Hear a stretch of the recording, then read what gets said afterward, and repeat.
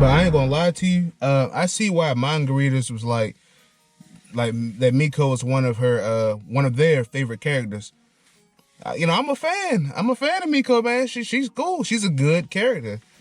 She has she has redeeming qualities, and she is not a shitbag. I'm so happy about that. I'm glad she's not a shitbag. I like the positive characters like like Chika. Ishigami's perfect character as well. Miko is another perfect character. Hayasaka is a great character. This show has elite fucking characters, man. There's no way around it. Best cast, man. That's the best fucking cast. I told y'all this a few episodes ago, but yeah, this is definitely one of the best casts of the season I'll say that. What's going on? It's your boy Blackout Jones back again with a review of Kaguya-Sama Love is War. Let's get into it. This was the best episode of the season. This was the best episode of the series so far of 2 seasons. So for a brief overview of this episode, basically it was election day. That's where we picked up from. And to be honest, during election day, I was not expecting this. I didn't see this coming. I totally got side. I didn't know it was going to be this good of an episode. So we get a backstory of Miko Lino. My goodness, what a backstory she has. She's basically a coconut. She's hard on the outside. You can't get through her on the outside, but on the inside, deliciousness. She's great on the inside. A good person, really. But on the outside, she's just a motherfucker. No, but to get further into this election, right? So at first I'm like, yo, Ishigami really does not like Miko Lino for some reason. But it turns out he actually just had empathy for her. Not sympathy, but empathy for her. You know what I'm saying? And he was like, basically told Shirogane, let's go ahead and get a landslide, but let's not try and embarrass her, because he cares about her feelings just a tad bit. Lino herself is a overachiever. She's a great student, does everything by the book. She does everything right all of the time, 100% of the time. A good career for her will be a cop. She'd be a great cop, holding things to the highest standard. But now after what Shirogane did for her, she could finally reach her full potential, in the realm of politics. Because when she was a quiet, bad at public speaking type thing, she had a high standard still, but now she has like a fire under her. She's passionate, and now she can possibly reach her full potential, become like a politician or whatever she wants to be. I think the theme of this episode, I'm not gonna lie to you, it was a feel good episode overall. If you didn't feel good watching this episode, I don't think you have any feelings, man. Because let's check my notes. Shirogane, he came on stage. I didn't know what he was going to do. He could have finished her right there, but he extended the olive branch. And he inspired her, right? He put a fire under that ass. Cause she was passionate before, but this one, he was like, he was throwing lobs to her, and she was just, boom. It was nice to see him, it was nice back and forth and stuff like that.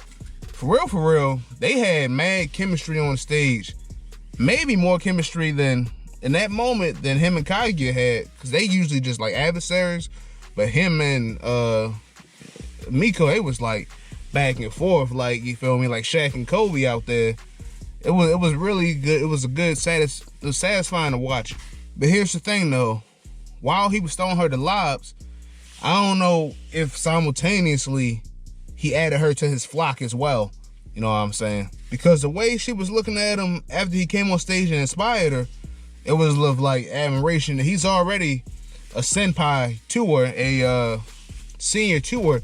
So I don't know. They didn't bring this character in for no reason, I'm guessing. But this was it was a great first part of the episode. Also, really quickly, Miko Lino's friend. Salute to her, man. She's one hell of a friend, boy. she been rocking with her, supporting her endlessly because she sees the potential in her. And obviously, you know, she's also an elite. She goes to school as well. But, you know, she sees the potential in her friend and she tries to uplift her in her goals.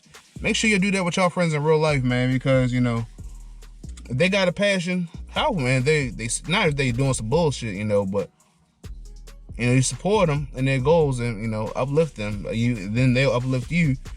So that's why it's not a draining relationship. But yeah, man, great first part to the episode. Now during the back half of the episode, of course, it wasn't the usual, you know, three small shorts make one episode type of deal today. It was more of the election half, and then the tying up the loose strings half. The loose strings being, of course, we knew this, but Chika and Ishigami will return as student council members.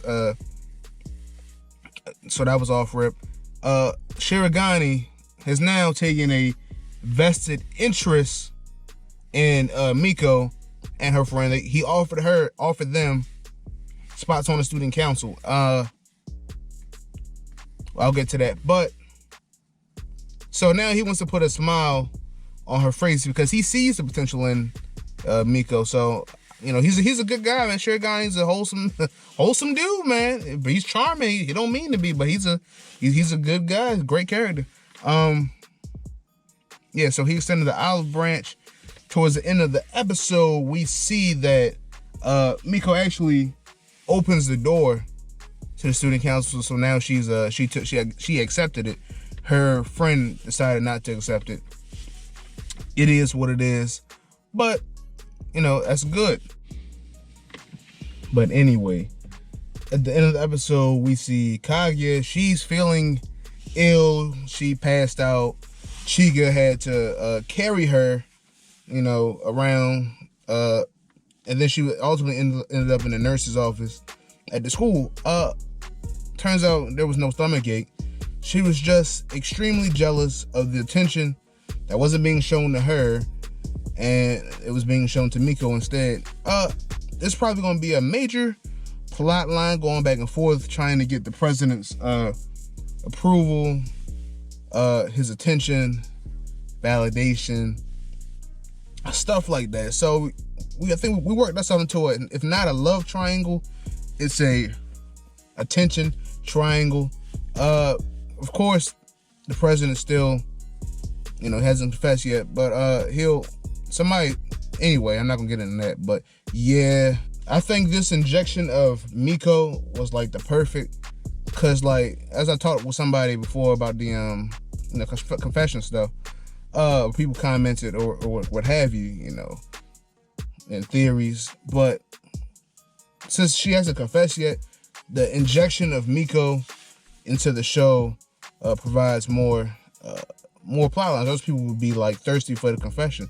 But you know, this is another good introduction and a good twist, and I am excited about it. So overall, like I said, this was a great episode. They really hit the nail on the head this time. Yeah, man, knocked it out of the park, man. The best cast strikes again. Get another great member. There's no weak members, man. Overall, yeah, so it was good. It's your boy Blackout Jones signing off. Stay corona free, and I'll catch you guys in my Gleipnir review. Make sure you check that out. Take it easy.